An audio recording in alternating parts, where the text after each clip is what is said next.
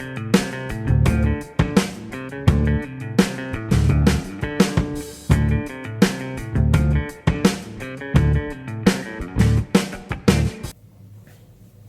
what's up, everybody?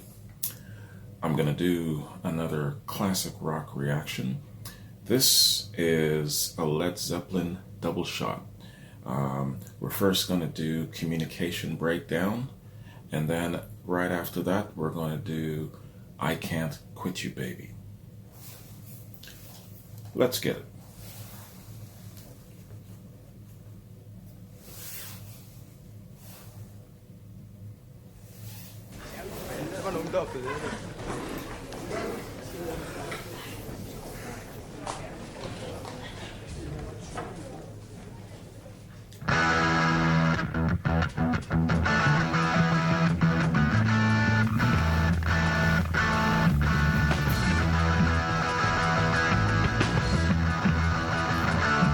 Looks like they're in a school's auditorium or a smaller room.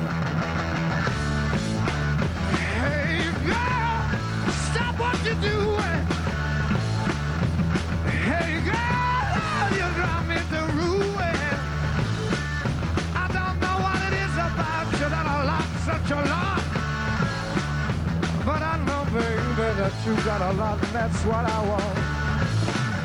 Communication breakdown, it's always the same. Having a nervous breakdown drive me insane. They're bringing that thunder right away, man. Hey girl, I got something you ought to know. Hey baby, I wanna tell you that I love you so. I wanna hold you in my arms, yeah. I'm never gonna let you go, 'cause I like your charm. Communication breakdown, it's always the same. Having a nervous breakdown drive me insane.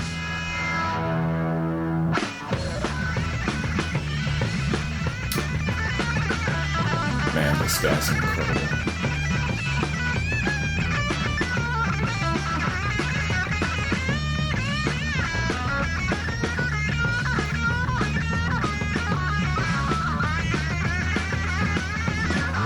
Communication breakdown, it's always the same.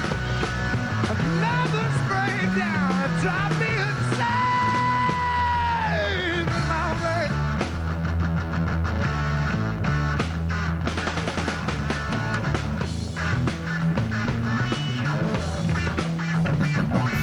Can't even see his face. I'm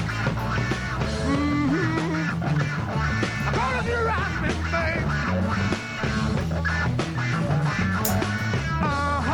So he's like 19 here, right? Gonna drive me, baby. Bonham as well.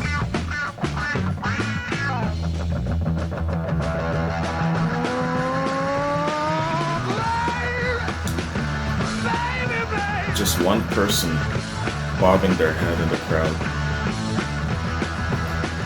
It's a lame ass crowd, man. All right. Communication breakdown. Led Zeppelin. Okay, man. Yeah, so this is from their very, very first album, and it's live in some sort of I don't know, town hall, schools. The kids are young, they're all young kids in there, so I'm guessing it's like maybe some sort of a small auditorium or something like that. Yo, man, what's up with those kids, man? You know, that up close and personal, literally, like you can reach out and touch those guys, and they're not animated at all, you know. I mean, what's up with that, man? What? So let me think. All right, so this, it says this was in '69, so it's just when they formed, and I guess maybe it's the first time these kids are seeing them, hearing them. And maybe they're so kind of subdued because they're in a school's environment, and they were told that, hey, oh, you got to check yourselves and make sure it's not ruckus because we're gonna, not allow you to have music guests in the future. So keep yourself chilled, keep your ass in your seats, and keep yourself somewhat subdued. Maybe, but that's just still too subdued. Only one person bobbing their head that I could see. So I think, being that maybe this was one of their first showings, that the kids were maybe didn't know what to make of this new band. Maybe they were in a state of shock, state of overwhelm, like, yo, what the hell is this shit? Maybe it was something like that. This brings my appreciation of the British Invasion, and doing the British Invasion series, it increases it more so, because now, like on a timeline scale, so the British Invasion basically started to kind of wane in 65, and it was pretty much over in 66, 67. So the Yardbirds were just on their way out in 68. Led Zeppelin formed, and now they're, I guess, maybe on the road. So this is probably around the first time that people are getting to see them live. So I can understand that they're probably more in a state of shock, because they were like, whoa, what is this, man? So it's probably their first time seeing them and hearing them. So I could probably, I can understand why they might need some time to digest what they're witnessing. Maybe that's what it is.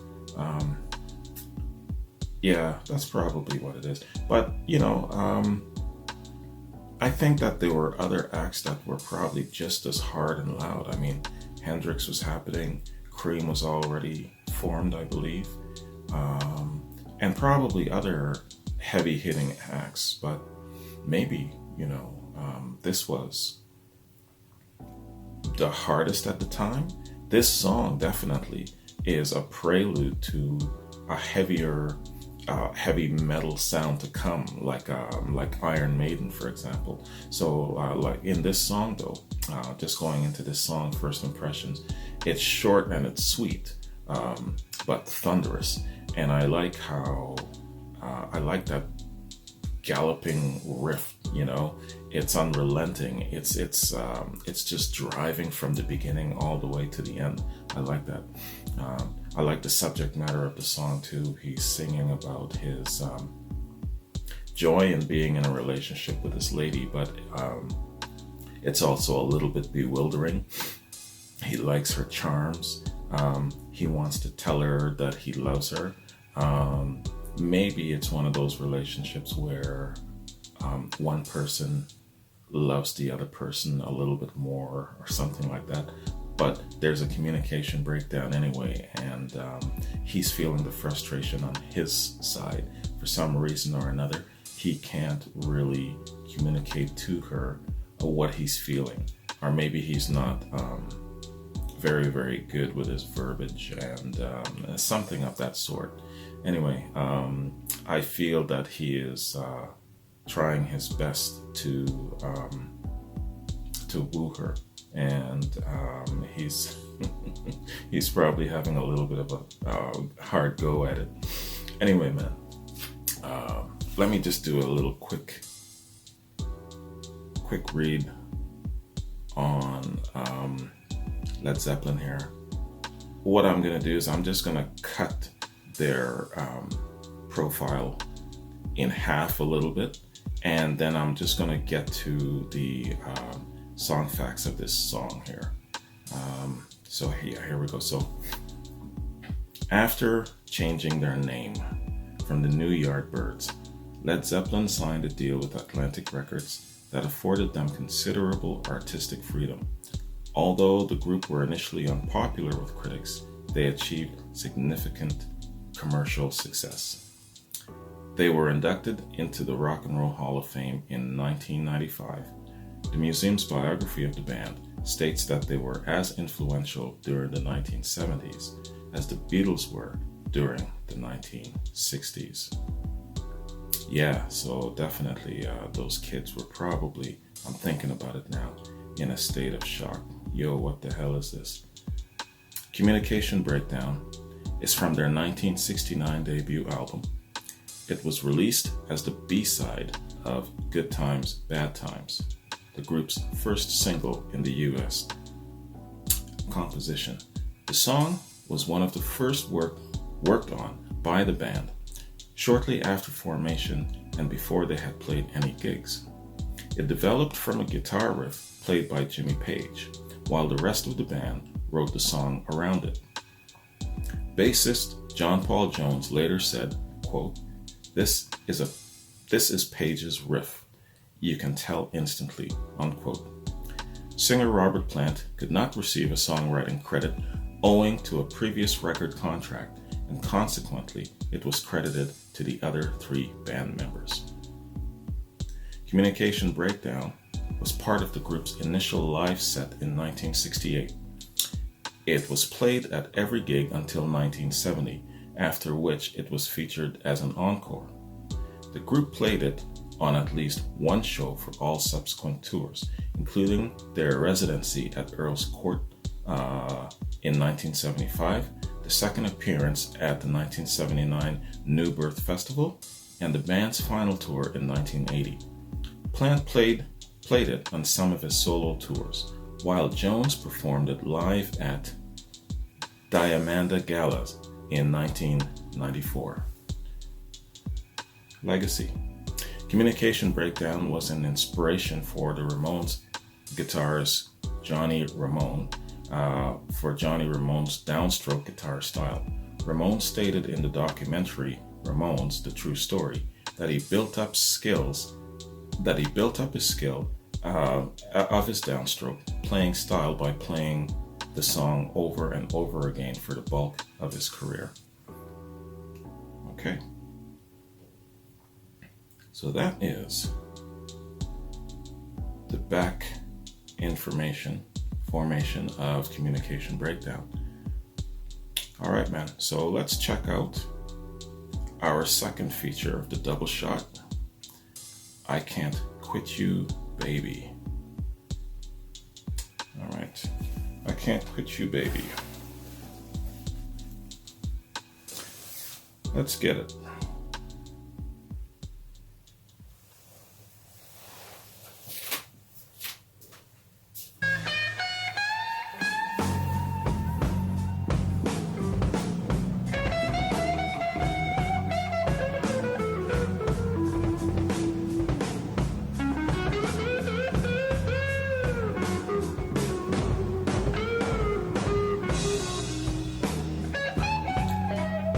How great is John Bonham, man? Yeah, yeah.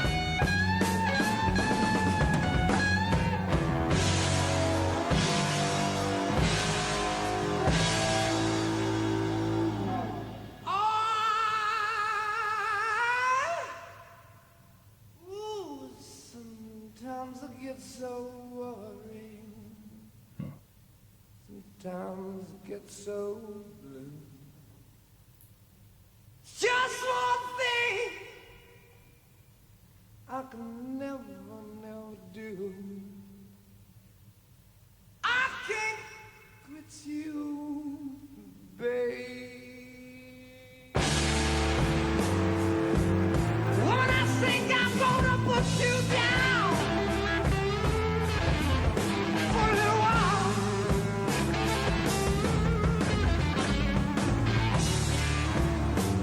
I can't quit you, babe. I think I'm gonna put you down for a while.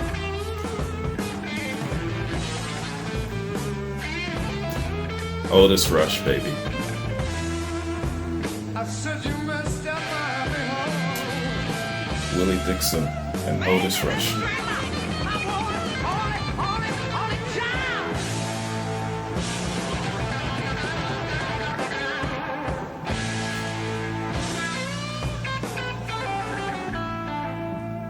You build my hopes so high,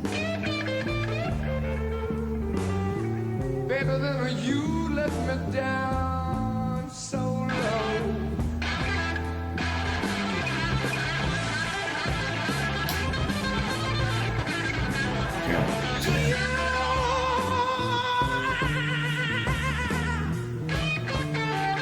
You build my hopes so high, then you let me down, you let me down, you let me down so low.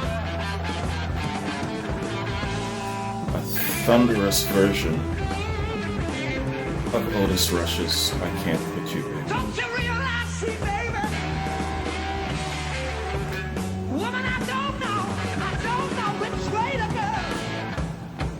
This is tripping me out. Man.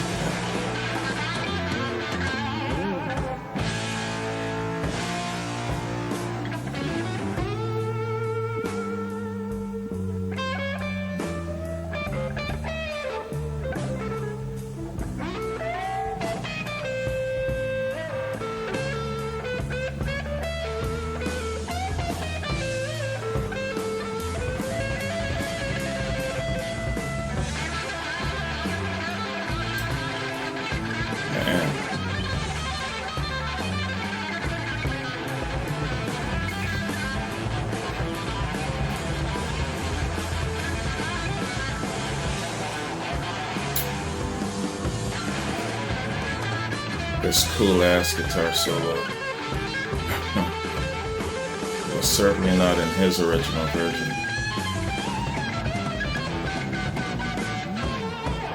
Yo.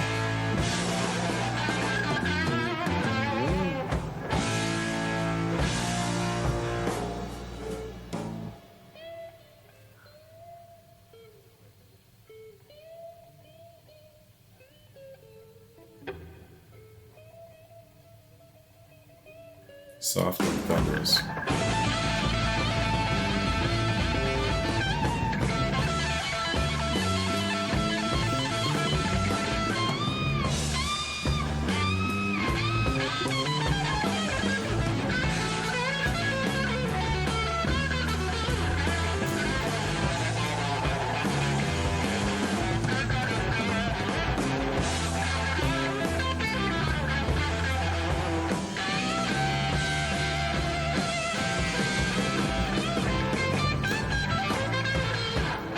Understand why the rhythm section is so powerful now. Watching these two guys. Jimmy Page, lead guitar. Props to you, man. Told him not to worry. Every little thing is gonna be alright.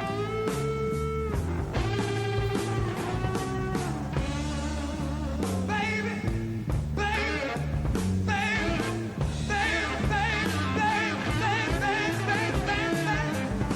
Everything is gonna be alright.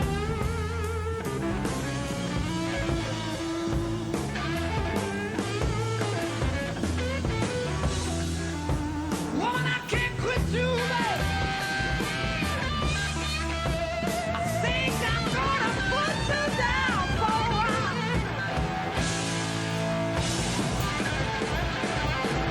I like how John Paul Jones never leaves where he's standing, right by the drums, just to feel the groove.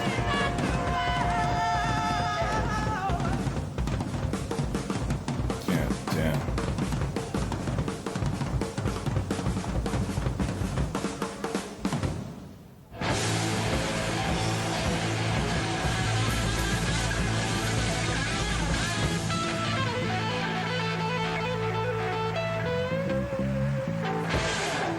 Yo, man. Thank you. Man. That was the shit, man. Oh, man.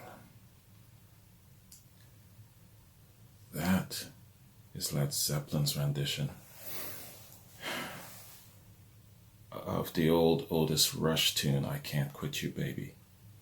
I am blown clear back to my youth there, man. Holy cow. That was fantastic, man. You know what my biggest takeaway is watching this video? The rhythm section. Yeah, definitely I would say the overall standout was the guitar and the vocals, and watching the video, the antics of the two lead guys, Plant and Page. But I zoomed into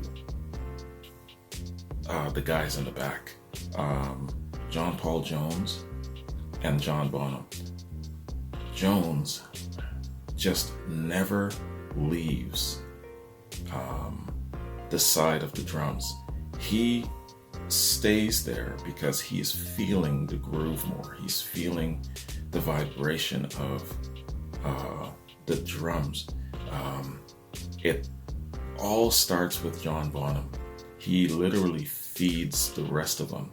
And Page spends a great amount of time standing directly in front of all of that bass vibration hitting him in the back. Jones is right next to it and he never leaves. And then Plant is circulating back and forth. Man, I understand the dynamic of what made them so powerful now. It starts with the rhythm section, and Bonham feeds everybody else. Jones never leaves his side. That's why I believe that Led Zeppelin was so good. The combination of those two guys, Jones and Bonham, making that foundation so great. And then anything that comes and builds on top of that foundation is enhanced even more so. I totally understand the dynamic of Led Zeppelin now. Wow. And of course, I'm in a state of overwhelm a little bit because my young mind is used to the Otis Rush version. The Otis Rush version doesn't have... You guys coined a term that I can't remember now. It's that really, really soft bit, and then it becomes thunderous. It's... What the hell is that term called? I know you guys are gonna kick my ass for this. It's soft and then thunderous, but it's a different phrase. Let me know, I forgot, man. But in any case, this was masterful. And throwback to my youth. I'm collecting all of these tunes, man, all of these blues remakes. And I'm gonna go to Jamaica soon and see my pops. And man, when I play this stuff for him, he's gonna just trip, let me tell you. Those bushy eyebrows of his are just gonna rise up really, really high. I can see it now. Anyway, man, I'm going off. So let me get on to a little bit of I Can't Quit You Babe here. A little background info. So, I Can't Quit You Babe, I Can't Quit You Baby was written by Willie Dixon and first recorded by Chicago blues artist Otis Rush in 1956. It was Rush's first recording and became a record chart hit. The song, a slow 12-bar blues, has been recorded by various artists, overwhelmingly by Led Zeppelin, who included it on their debut album. In his autobiography, Willie Dixon explained that I Can't Quit You Baby was written about a preoccupied relationship Rush was having at the time. Dixon used this statement to draw out an impassioned performance by Rush. So, quote, I can't quit you, baby, but I've got to put you down for a while. Well, you messed up my happy home, made me mistreat my only child. God damn, man. So this lady must have been a serious infection for Otis Rush at the time. Yeah, based on true events. It isn't just that devil woman used in blues metaphorically, this really happened for him. Well,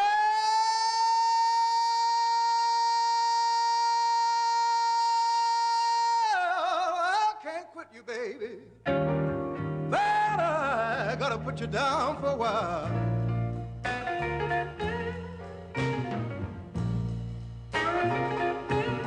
Well, you know I can't quit you, baby.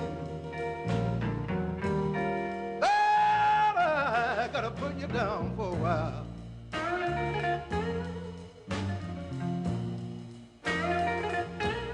Yes, you messed up my happy home, baby. You made me mistreat my only child.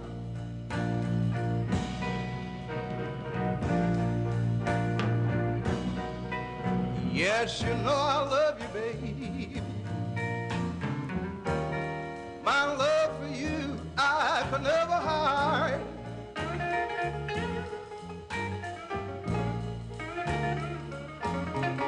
Yeah, you know I love you, baby. My love for you I could never hide.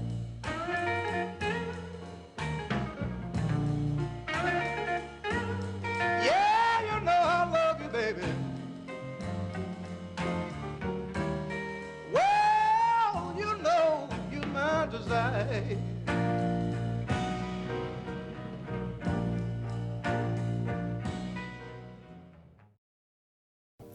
So Led Zeppelin's version.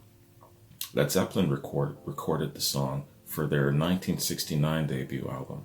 Their rendition generally follows Otis Rush's version, but with different instrumentation and dynamics. It also incorporates a break during the guitar solo where Jimmy Page plays a 4-bar unaccompanied setup before relaunching into the solo. Yeah, so that what they're describing there is that soft part and then that hard thunderous part that comes after. Yo man, let me know what that term is that you guys were using. I can't remember it for the life of me.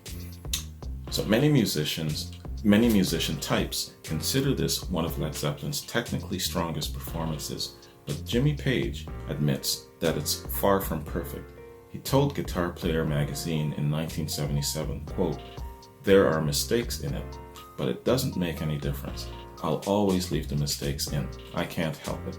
The timing bits on the A and B parts are right, though it might sound wrong. The timing just sounds off, but there are some wrong notes. You've got to be reasonably honest about it," unquote. Although biographer Keith Chadwick's notes Page's fluff on the turnaround coming out of the solo, he concludes that the song, quote, "ends up as one of the most successful pieces on the first album, with no flat spots and a perfectly symmetrical form, all within the classic blues tradition." So in other words, Page is a little bit hard on himself, and his biographer is saying that it's masterful, basically. Led Zeppelin regularly performed I Can't Quit You Babe in concert from 1968 to early 1970. Recognition and influence. Blues historian Gerard Hershaft identifies I Can't Quit You Baby as a blues standard. Rush's original single was inducted into the Blues Foundation Hall of Fame in 1994, which described it as a Willie Dixon production revealing Rush as an extraordinary talent with an impassioned approach. In a contemporary review of the Coda album, Kurt Lauder of Rolling Stone found the Coda version of I Can't Quit You Baby as, quote, "tossed off a sound check in 1970, perfectly captures the blues mania of the period, complete with a classically overwrought guitar solo," unquote. Okay, yo man. A cool ass review of Led Zeppelin from Rolling Stone. Yo. Wonders never cease in this damn world. Alright.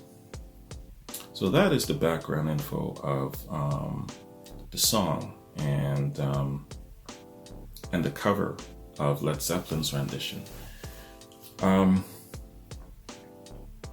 Yo, what I was thinking too when the video was running with Led Zeppelin, I wondered what Willie Dixon and Otis Rush would think of their rendition, think of their version. I imagine if I was one of them, I would be very, very pleased and flattered to death that my song is getting so much publicity on such a grand scale and being covered so masterfully. It would blow my mind, and it's blown my mind personally, because I'm aware of the Otis Rush's rendition. He was one of the very, very first artists that I actually saw on TV performing this song when I was younger. So in my mind's eye, I remember Manish Boy from Muddy Waters being performed on TV, and I remember this being performed on TV by Otis Rush. But I think that they would probably be very, very pleased and very flattered by this rendition, because it's nothing short of masterful. Man, I loved it. Yeah. So let me just scroll down here and see if I left any notes for myself.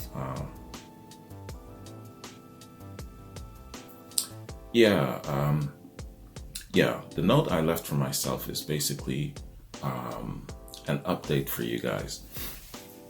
My little Led Zeppelin rabbit hole experience, man, is still ongoing. It's still deep and winding as hell. My update is what I've done recently is I've been experimenting with how I'm going to get some of this footage to you, because as you know, I've been having some serious issues trying to upload, especially Led Zeppelin content. So what I'm going to do from now on is I'm going to use this platform that you're watching as probably my regular source for getting a lot of Led Zeppelin content to you that's difficult to upload through the YouTube source. And thanks very much. A shout out to my patrons. Thanks very much. You guys are paying for my Vimeo subscription here. So thank you to my patrons. Appreciate that. Yeah, man. So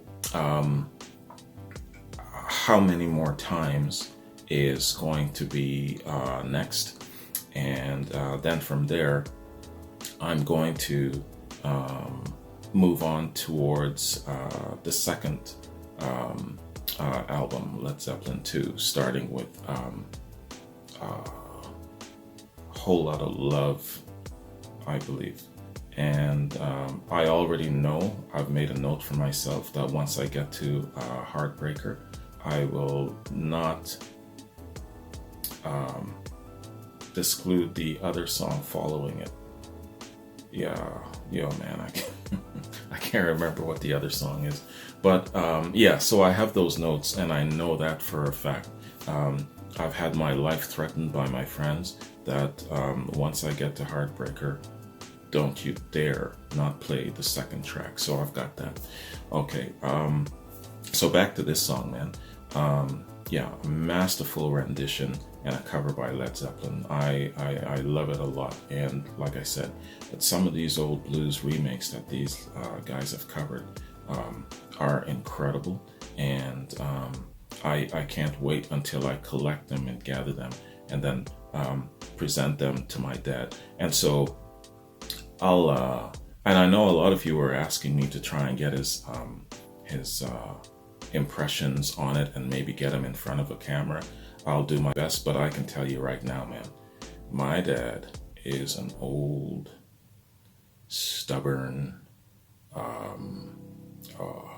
I'm not going to say technology hating, old, grumpy old black man, but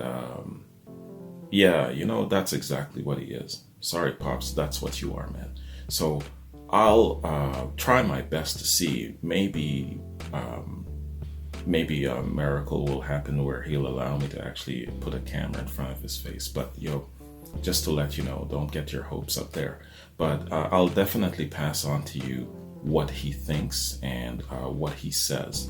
And maybe I'll actually just get him audibly and go from there. I'll do my best. I'll see what happens. So I'm going to go see him in Jamaica pretty soon. Anyway, man, so that's my overall update and my impression of these two songs. Fantastic. I really had a good time going through the first album of Led Zeppelin, and it only took me, almost 2 months. But I'll try my best to get through the second one faster, because I know you guys want more Led Zeppelin reactions from me. So I'll do my best to bring you at least one Led Zeppelin reaction a week, maybe a little bit more than that. I'm trying to get to know 3 super groups all at once: Rush, Led Zeppelin, and Pink Floyd. Oh yeah, speaking of Pink Floyd, you guys and my friends, but you guys more so, have been bashing me upside the head so much, man. So what I'm gonna do is this: Pink Floyd, I'm going to start with Dark Side of the Moon, right? So in another couple of days, I'm gonna have Dark Side of the Moon, the whole album, uploaded. Now, because of the size of it, I'm gonna have to split it in half, but I'm going to react to the entire album in one sitting. And once I split them in half, I'm going to upload both halves at the same time, right? Just so you know that, okay, yeah, he's reacting to all of this in one sitting. Just so you know. And yo, man, I haven't been bashed upside the head by you guys so much, not since my requests that you were giving me for the 3 top Led Zeppelin songs. So I hear you though, and I'm definitely going to comply. So I'm going to start with that like you recommended, and I'm going to do the entire Dark Side of the Moon in one sitting. All right, man. So that is my updates, and that is my reaction to Led Zeppelin. I'm going to get up out of here because this is turning into the longest video that I'm doing. So thanks very much for your patience. Appreciate it. Thank you to my patrons for helping me with my Vimeo account. Appreciate that. And I will be doing another Led Zeppelin reaction very, very soon. In fact, probably in another 2 or 3 days, you can expect to see how many more times on this very same platform. Oh, by the way, real quick, you guys, a lot of you, have not liked my John Bonham upload because it didn't contain the source material. So now that I've got the Vimeo account, let me know if you want me to do a re-upload with everything all assembled, and I'll upload it, because I still have, I believe, the original footage with everything assembled that I couldn't get uploaded to YouTube. So let me know if that's something of interest, and if you want me to do that, and I'll make sure that I upload it on this platform, the same format. Okay. All right, man. That's my reaction. Thanks very much. Have yourselves a good day, and I'll catch you in my next reaction. Peace.